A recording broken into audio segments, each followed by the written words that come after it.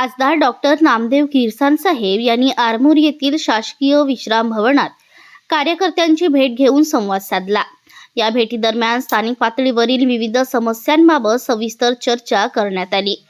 परिसरातील पायाभूत सुविधा, शेतकरी प्रश्न, रोजगाराच्या संधी तसेच नागरिकांच्या दैनंदिन अडचणी यावर कार्यकर्त्यांनी आपली मते मांडली।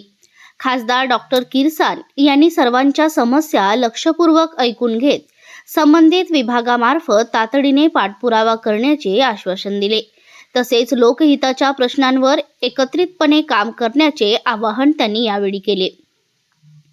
या प्रसंगी तालुका अध्यक्ष काँग्रेस कमिटी आरमोरी मिलिंद खोब्रागडे, तालुका अध्यक्ष काँग्रेस कमिटी वळसा राजेंद्र बुल्ले, जिल्हा काँग्रेस उपाध्यक्ष दिलीपजी घोडाम, नितीनजी राऊत, नगरसेवक माणिकजी भोयर, नगरसेवक अक्षयजी बागडे, नगरसेविका मेघाताई मने, नगरसेविका लताताई डोकरे, काँग्रेस शहराध्यक्ष शालिकजी पत्रे, अनिलजी किरमे,